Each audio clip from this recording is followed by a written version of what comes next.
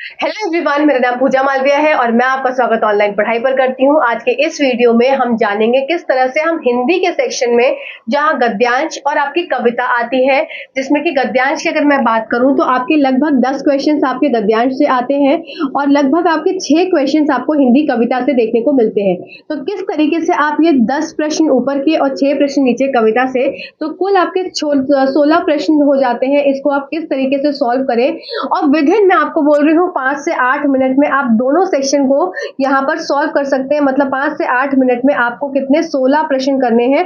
तो किस स्ट्रैटेजी से आप करेंगे कि इतने कम समय में आपके 16 क्वेश्चंस आ जाएं और 16 क्वेश्चंस आपके ठीक हो जाए। 16 में से आपके 12-13 नंबर इजिली निकल पाए अगर ग्रामर सेक्शन को आप छोड़ देते हैं तो गद्यांश और आपकी कविता से किस तरीके से आपको नंबर निकालने हैं, यहाँ पर ये मैं तरीका आपको बताऊंगी किस तरीके से आपको क्वेश्चन को सॉल्व करना है, किस तरीके से आपको उसको करना है जिससे कि आप कम समय पर आप अपने नंबर को अच्छा बढ़ा पाए और ये जो बचा हुआ समय है ये बाकी अन्य कहीं और सेक्शन में आप अपना दे पाए। तो चलिए आइए वीडियो को स्टार्ट करते हैं। यहाँ पे हम 2 से 3 या 4 जितने भी मैं सॉल्व करवाऊंगी आप कर लीजिएगा।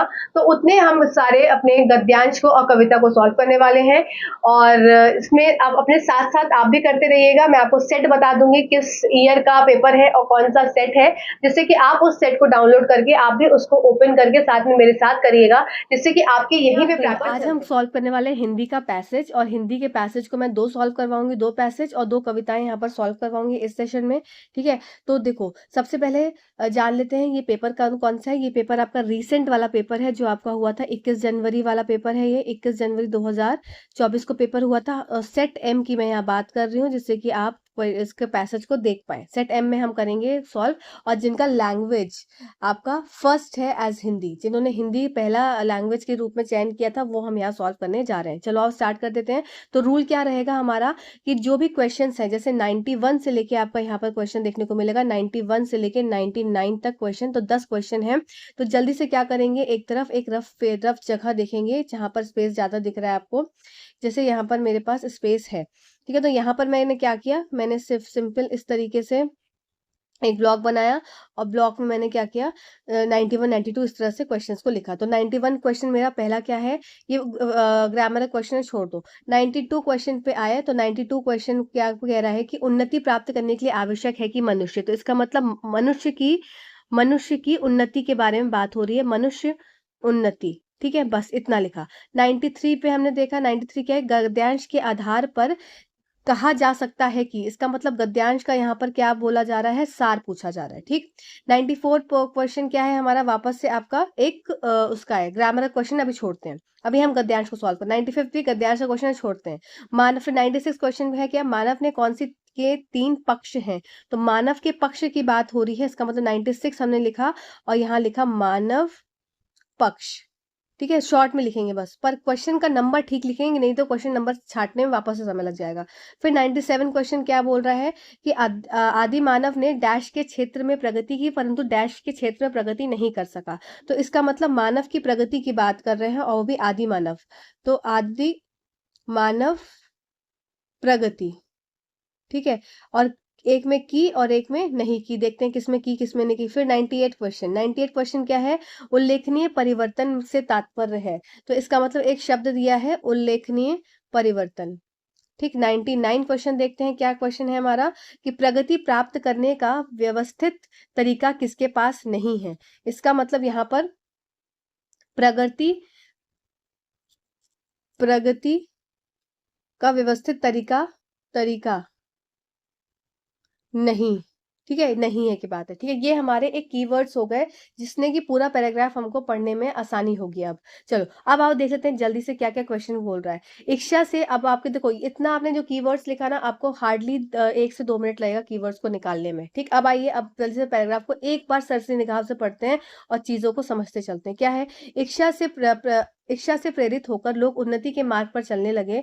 अपनी यात्रा के आरंभ में वे अपनी प्रगति में बाधा डालने वाली सैकड़ों व्यक्तिगत और सामाजिक खामियों का पता लगाते हैं। उन आदि मानव के ने सुख प्राप्त करने की अपनी सहज इच्छा से प्रेरित होकर भी इन खामियों के खिलाफ संघर्ष किया। हालांकि प्रगति प्राप्त करने के लिए कोई व्यवस्थित तरीका उपलब्ध न होने के कारण वे बहुत कमजोर थे। तो देखो आपको क्या है, प्रगति प्राप्त करने का एक आपका जो क्वेश्चन 99 वाला क्वेश्चन था, क्या था, प्रगति प्राप्त करने का व्यवस्थित तरीका किसके पास नहीं है। तो किसके पास नहीं है, आपने यहाँ पर देख लिया, ये क्या यहाँ पर बोल रहा है कि हालांकि प्रगति प्राप्त करने के लिए कोई व्यवस्थित तरीका उपलब्ध न होने के कारण वे बहुत कमजोर थे। तो कौन से कमजोर थे, किन लोगों के बारे में बातें हो रही है यहाँ पर, उन आदि मानवों के बारे में, है ना। तो यहाँ आदि मानव के बारे में बात हो रही है। तो आपका आंसर क्या हो जाएगा, यहाँ पर आपका 99 क्वेश्चन आपको तुरंत निकल गया कि प्रगति प्राप्त करने का सही तरीका किसके पास नहीं है, आदि मानवों के पास नहीं है। ठीक है, तो आपका एक क्वेश्चन ठीक हो गया, करेक्ट हुआ कि नहीं हुआ। और आपको ये विद इन 30 सेकेंड्स भी मैं ज्यादा बोल रही हूँ कि उससे पहले आपका ये उत्तर मिल गया। ठीक है, नेक्स्ट बात करते हैं। अब देखो, अब आपको एक क्वेश्चन और मिलने वाला है, किसमें, फर्स्ट पैराग्राफ में। क्या यहाँ पर लिखा हुआ है, देखो, अपनी यात्रा के आरंभ में वे अपनी प्रगति में बाधा डालने वाली सैकड़ों व्यक्तिगत और सामाजिक कमियों का पता लगाते हैं। ठीक है, तो यहाँ पर क्या है, उन्नति प्राप्त करने के लिए आवश्यक है कि मनुष्य अपनी खूबियों को जान ले, नहीं अपनी कमियों को जान ले। हाँ, ये आपका आंसर हो जाएगा ऑप्शन नंबर 2 92 का, कि वो अपनी कमियों का पता लगाते हैं। तो देखो 2 क्वेश्चन आपके फटाक से हो गए, है ना, जल्दी से हो गए ना। चलो अब देखते हैं गद्यांश के आधार पर क्या कहा जा सकता है। चलो देखते हैं, वो गद्यांश का था वो हम लास्ट में देखेंगे। अब इसके बाद हमने क्या देखा था, तो हमारा 2 क्वेश्चंस में निपट गया। कौन सा निपट गया, एक तो हमारा ये 92 में निकल गया, 99 निकल गया। ठीक है, सार हमें पता नहीं करना। मानव का पक्ष आइए देखते हैं। तो मानव अस्तित्व त्रिपक्षीय है, भौतिक, मानसिक और आध्यात्मिक। तो त्रिपक्षीय हमने कहीं वर्ड देखा था, तो यहाँ पर देखो 3 पक्ष हैं। 3 पक्ष क्या क्या हो जाएगा, भौतिक, मानसिक और आध्यात्मिक। तो क्वेश्चन नंबर 4 हमारा आ गया। हमने पूरा नहीं पढ़ा पर हमारा क्वेश्चन नंबर 4 भी यहाँ पर आ गया। तो ठीक है, तो हमारा कौन सा क्वेश्चन निपटा, अब ये 96 क्वेश्चन हम निपटा चुके हैं। फिर आदि मानव प्रगति में क्या चीज है और क्या चीज नहीं है, 2 चीज आ गई। ठीक है ना, तो आओ देखें अब आगे क्या है। अपनी यात्रा के प्रारंभ चरण में सुदूर अतीत के अंधेरे युग में मानव के अकेले भौतिक और मानसिक क्षेत्रों में प्रगति की। तो कौन कौन से क्षेत्रों में की है प्रगति, एक तो भौतिक में और मानसिक, इन क्षेत्रों में प्रगति की है। तो एक देखो क्वेश्चन क्या क्या था आपका, कि आदि मानव ने प्रगति, तो 97 वाला क्वेश्चन देखो, आदि मानव ने डैश क्षेत्र में प्रगति की, डैश क्षेत्र में, तो भौतिक और मानसिक में प्रगति की, परंतु डैश के क्षेत्र में प्रगति नहीं कर सका। तो भौतिक में तो किया उसने, भौतिक और में किया, तो भौतिक आध्यात्मिक नहीं है, ऑप्शन नहीं है। ठीक है, भौतिक में किया और भौतिक में किया, ठीक, भौतिक और मानसिक में किया, तो 2 3 4 में से एक होना चाहिए। अब देखते किस में प्रगति नहीं की। मानव संरचना में रूपात्मक परिवर्तन अब भी हो रहे हैं और भविष्य में भी होंगे। मनुष्य भविष्य में ऐसे उल्लेखनीय परिवर्तनों से गुजरेगा जो आज के लोगों के लिए लगभग अपरिचित होंगे। हम यह नहीं कह सकते कि उन आरंभिक मनुष्यों ने वास्तव में कोई महत्वपूर्ण आध्यात्मिक प्रगति की थी। हम नहीं कह सकते कि मतलब कि उन्होंने आध्यात्मिक प्रगति के लिए बात हो रही है, नहीं वाली। तो यहाँ पर देखो अब ऐसा ऑप्शन जिसमें कि आपको आध्यात्मिक और भौतिक या मानसिक में से एक मिल जाए। तो देखो आध्यात्मिक हमको सेकंड वाले में चाहिए, यहाँ पर आध्यात्मिक चाहिए, तो ये आपका आध्यात्मिक, तो इसके हिसाब से आपका ऑप्शन नंबर 3 करेक्ट उत्तर हो जाएगा।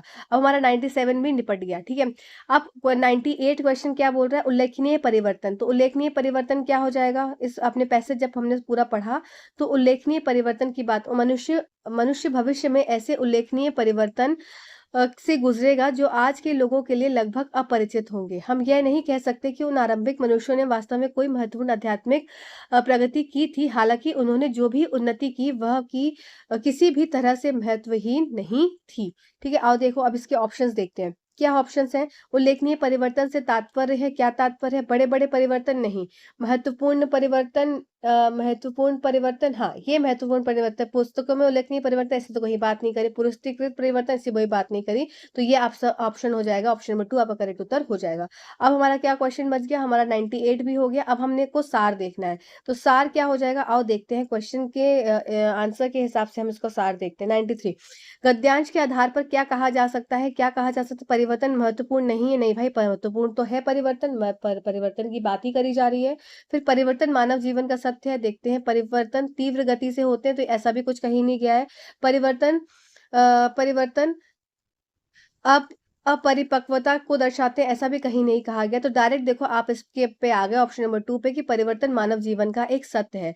ठीक, तो आपका क्वेश्चन नंबर 93 भी आपका यहाँ पर निपट गया। अब आ जाते हैं, ये तो हमारे हो गए कितने, 1 2 3 4 5 6 क्वेश्चन हमारे किससे है, पद्यांश से थे, जो सॉरी जो गद्यांश से थे। तो ये हमारे ठीक हो गए। ठीक है, एकदम एग्जैक्ट क्वेश्चंस हमको आते थे। अब आइए देख लेते हैं ग्रामर के क्वेश्चंस की, जो ग्रामर के क्वेश्चंस यहाँ पर पूछे गए हैं। ठीक, तो क्या है पहला ग्रामर क्वेश्चन, विशेषण विशेष्य का उदाहरण नहीं है। विशेषण विशेष्य का रूपात्मक परिवर्तन, ये है उदाहरण। फिर क्या, अंधेरे युग, ये भी है परिवर्तन। ठीक, फिर आध्यात्मिक दुनिया, ये भी है। फिर मानव का अस्तित्व, ये है आपका आंसर। यहाँ पर आपका ऑप्शन नंबर 3 करेक्ट उत्तर हो जाएगा। ठीक है, अब बात कर लेते हैं क्या कि 94 और 95 क्वेश्चन आपका रह गया है, जो कि किसका है, आपका ग्रामर का क्वेश्चन है। अध्यात्म शब्द में इक प्रत्यय लगाने पर शब्द बन जाएगा। तो प्रत्यय जो होते हैं वो आपके बाद में लगते हैं, ठीक है ना, और उपसर्ग जो होते हैं पहले लगते हैं। तो आध्यात्म में इक लगेगा तो आध्यात्मिक हो जाएगा, मिक, आध्यात्मिक। तो ये आपका ऑप्शन नंबर मिक, मिक अध्यात्म देखो आध्यात्मिक है, गलत हो जाएगा, आध्यात्मिक हो जाएगा, आध्यात्मिक नहीं आध्यात्मिक हो जाएगा 94 का। ठीक है, तो ये आध्यात्मिक नहीं होगा आध्यात्मिक। तो अध्यात्म से आध्यात्मिक हो जाएगा। तो ऑप्शन नंबर 3 करेक्ट उत्तर हो जाएगा। ठीक है, अब मानव शब्द में किस प्रत्यय और उपसर्ग का प्रयोग सब संभव है। तो मानवीय पहले प्रत्यय है, ठीक है, तो ई तो सब में इत वाला हटा दो, इत। ठीक है, तो मानव, अगर हम उपसर्ग लगा तो यहाँ पर मानव ई होगा, तो मानवीय हो जाएगा, मानवीय। ठीक है, मानवीय हो गया, तो ई प्रत्यय हमारा हर में सब समझ में आ गया। अब हमें उपसर्ग देखना है। उपसर्ग क्या हो जाएगा, अमानव, अनमानव तो कोई शब्द ही नहीं होता है, अमानव सुमानव। ठीक, तो इसके हिसाब से आपका ऑप्शन नंबर फर्स्ट करेक्ट उत्तर हो जाएगा। तो आप देखो कि कितने जल्दी, कितने फास्ट स्पीड से हमने 5 मिनट से 6 मिनट के अंदर आपका एक जो गद्यांश है वो कंप्लीट हो जाएगा। आप इस अप्रोच के साथ करेंगे तो आप बहुत फास्ट आप कर पाएंगे। तो आपके ये 99 क्वेश्चंस हो गए। चलिए अब इस कविता को भी सॉल्व कर लेते हैं, जिसमें जो आपके 6 क्वेश्चंस होते हैं। ये कविता के आपके टोटल 6 क्वेश्चंस हैं। तो चलिए आइए इसको भी जल्दी से देख लेते हैं, किस तरह से आपको कविता है और किस तरीके से आपको कविता को सॉल्व करना है। इसी तरीके से हम करेंगे और फास्ट स्पीड में करेंगे। मेरे साथ आप करते रहिए तो आपकी प्रैक्टिस भी होती जाएगी। आप इसको पीडीएफ को खोल कर बैठेंगे और आप मेरे साथ सॉल्व करते रहेंगे। चलिए तो जल्दी से देख लेते हैं। इसमें सबसे पहले हमको वही जो अपनी कला जो हमने देखी थी, क्या कला थी हमारी, कि हमको क्वेश्चन को देखना है। तो 100 लिखा, फिर 101 लिखा, 102 लिखा, 103 लिखा, 104 लिखा, 105 लिखा। ठीक है, चलो अब देख लेते हैं जल्दी से। पहला क्या क्वेश्चन बोल रहा है, कविता में डैश पर सर्वाधिक बल दिया है। तो मतलब किसी एक चीज पे बल दिया होगा, जैसे सत्य, अंधकार, प्रकाश। तो बल देखते हैं किस पे दिया है। ठीक है, नेक्स्ट है अंधकार शब्द का प्रतीक नहीं है। तो अंधकार शब्द का प्रतीक जो नहीं है हो जाएगा आपका, अंधकार से रिलेटेड वर्ड देखना है, अंधकार से रिलेटेड वर्ड। ठीक, नेक्स्ट है कविता के अनुसार, देखो कविता आपकी 2 मिनट में निकलेगी। कविता के अनुसार राही की विशेषता है। तो राही की विशेषता, ठीक है, तो राही विशेषता, पूरे पूरे वर्ड लिखने की जरूरत नहीं, सिर्फ आपको कोड वर्ड्स लिखने हैं। फिर कविता के अनुसार किसकी किसी भी स्थिति में, मतलब कोई एक स्थिति होगी, ठीक है, उसमें क्या करना है क्या नहीं करना है, कुछ हो सकता है इसी पर बात की गई होगी। समूह से भिन्न शब्द युग्म है, देख लेते हैं क्या, सत्य असत्य एक साथ होता है, तो ये तो भिन्न नहीं होगा। जय पराजय एक साथ होता है, प्रकाश अंधकार एक साथ होता है, हार विहार, ये आपका आंसर हो जाएगा। ठीक है, नेक्स्ट देखते हैं, नेक्स्ट आपका क्या हो जाएगा, इस कविता का मुख्य स्वर क्या है। मुख्य स्वर तो हम जब पढ़ेंगे तब हमें समझ में आएगा। ठीक है, तो अब चलिए आइए, अब यहाँ तक हमारा हो गया। ठीक, हमको सिर्फ क्या देख, फोर्थ वाला आपका ये आपका निपट गया। ये आपको स्वर जब हम कविता पढ़ेंगे तब देखेंगे। ठीक है, आपको सिर्फ ये 4 क्वेश्चन को देखना है। चलो और देख लें जल्दी जल्दी। क्या, कट गया है शीश पर है, ये शीश है झुका नहीं, राही उसी का नाम है जो राह में रुका नहीं।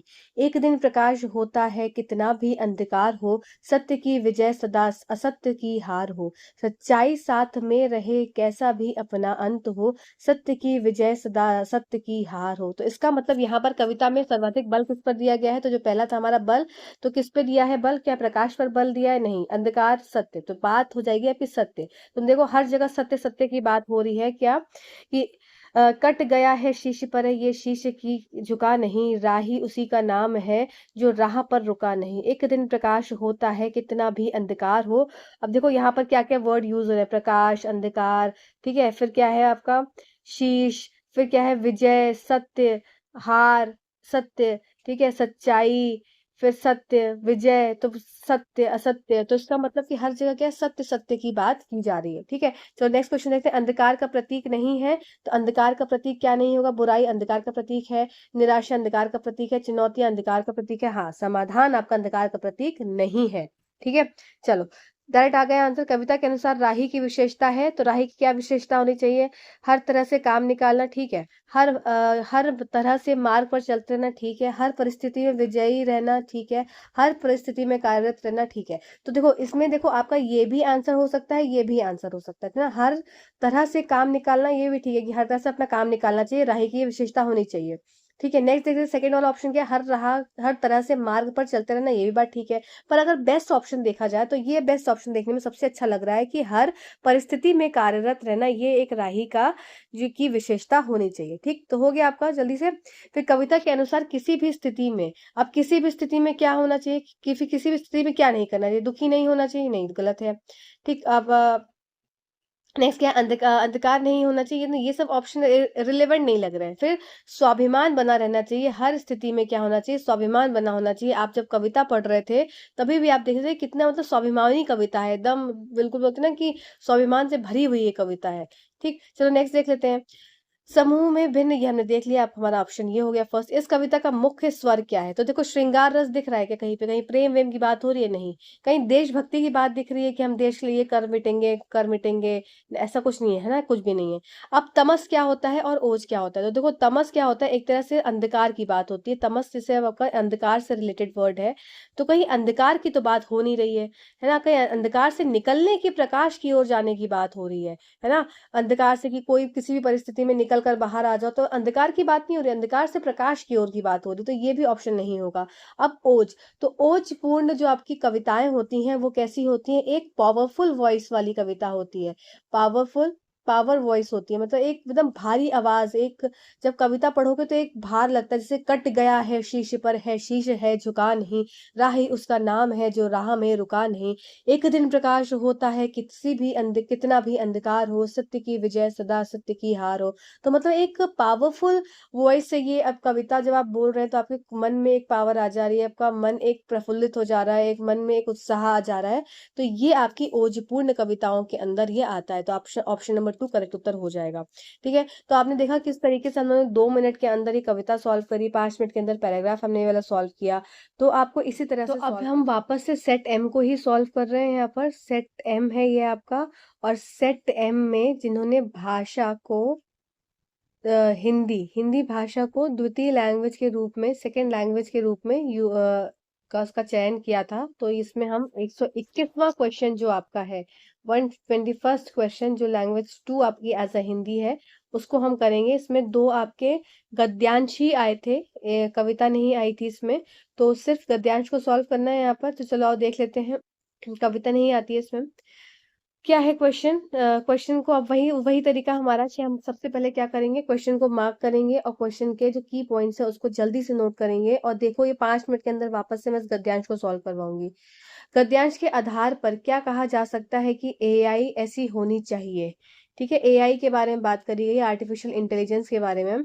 तो 121 क्वेश्चन के बारे में है कि गद्यांश के आधार पर क्या कहा जा सकता है कि एआई ऐसी होनी चाहिए, तो मतलब एआई कैसी होनी चाहिए, ठीक है, इसके बारे में। 122वां क्वेश्चन क्या है, समूह से भिन्न है, चलो आप डायरेक्टली इसको लगा, पढ़ाई लिखाई ठीक है, रात दिन ठीक है, कंकड़ पत्थर ठीक है, चाय वाय कोई शब्द नहीं होता, तो यही आपका आंसर हो जाएगा। मानवीय शब्द में प्रत्यय लगाएंगे, प्रत्यय मतलब पीछे लगता है, तो मानवीय में क्या लग जाएगा, मानव प्लस ई, तो ई नहीं होता है, ई होता है, तो आपका मानव प्लस ई हो जाएगा, मानव प्लस ई, ठीक है। चलो नेक्स्ट देख लेते हैं।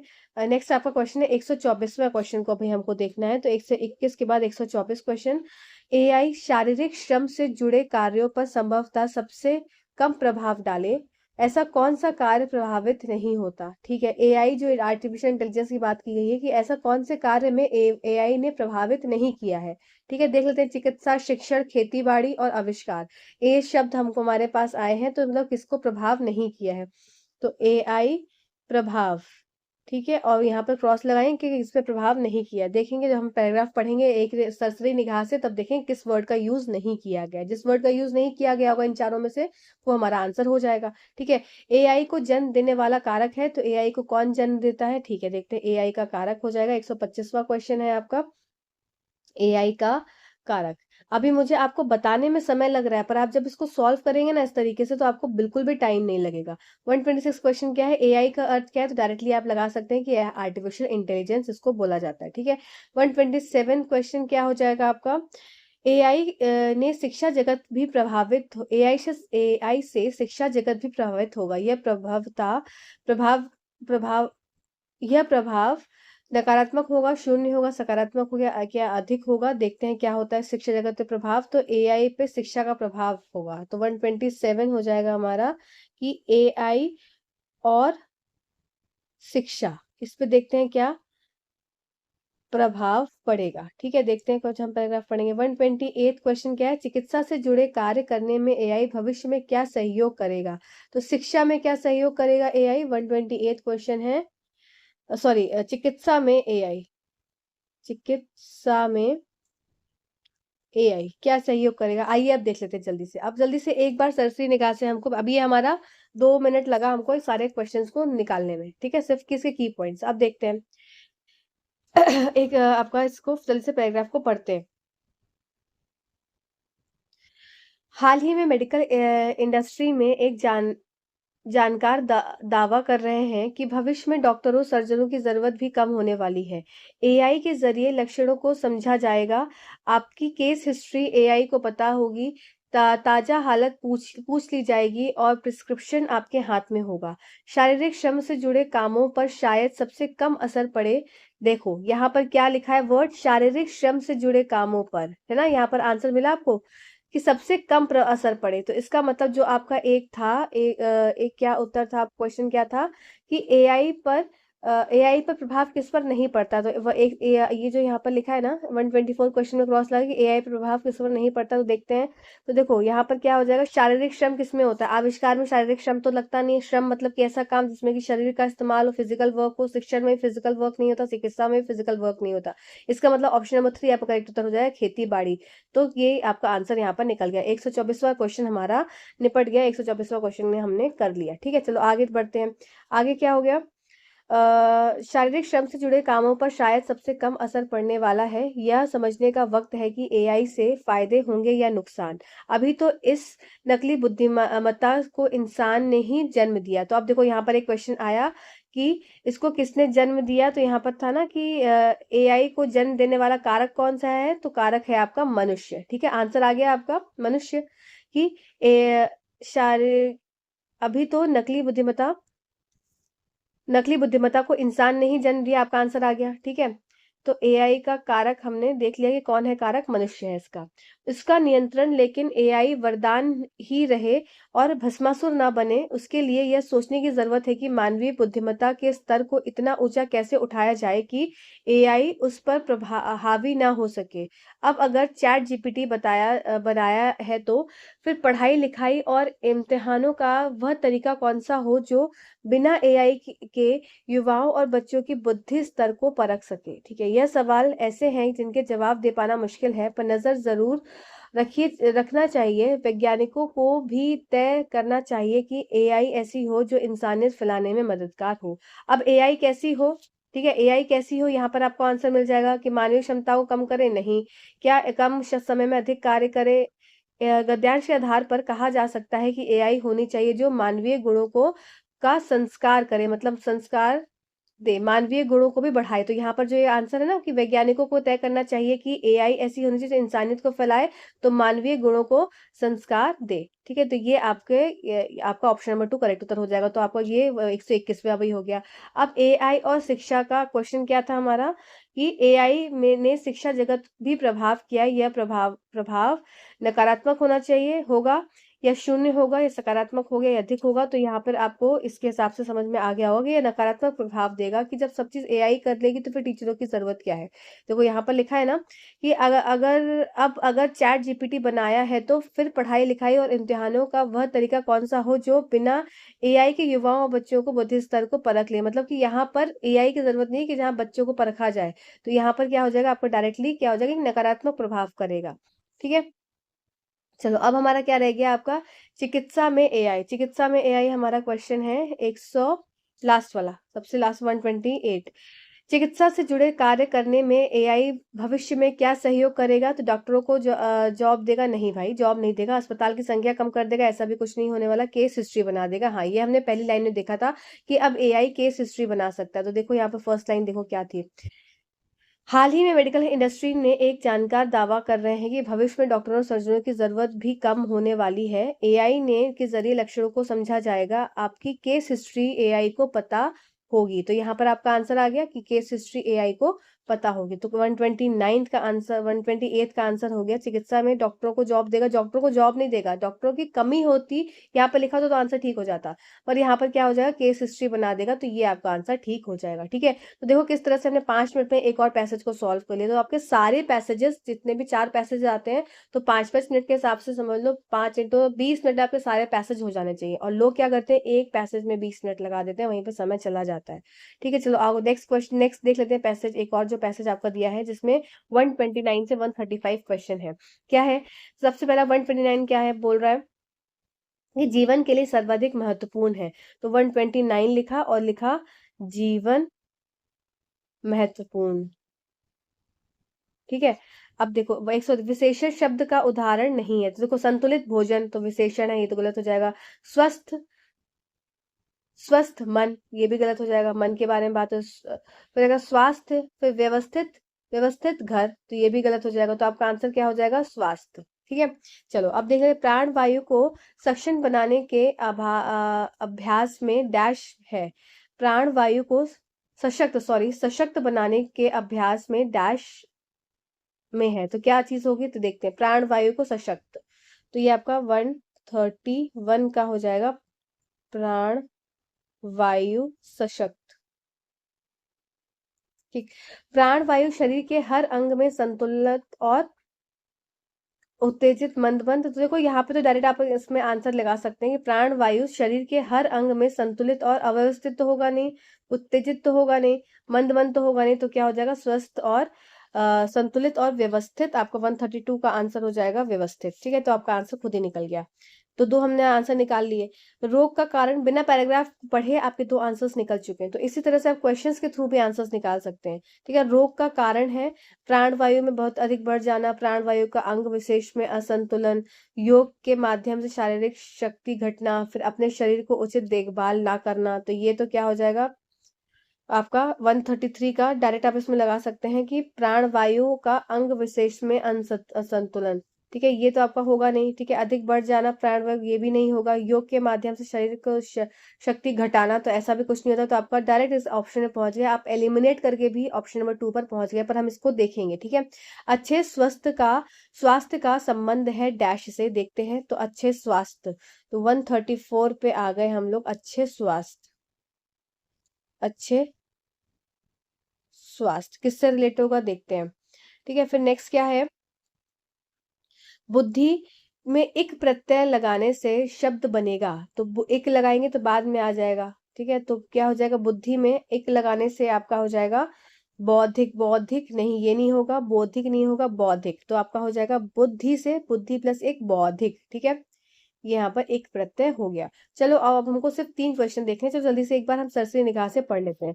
प्रश्न उठता है कि प्राण का शरीर के साथ बेहतर तालमेल कैसे बैठाकर रखा जाए। ठीक है, ऐसा क्या करें कि प्राण शरीर के हर अंग की तरफ संतुलित और व्यवस्थित होकर बहे। तो ये हमने देखा था ना, संतुलित और व्यवस्थित कहाँ पर था, संतुलित और व्यवस्थित आपका था ये आपका 132 में संतुलित और व्यवस्थित, ये हो गया। ठीक है ना, चलो आओ देखें।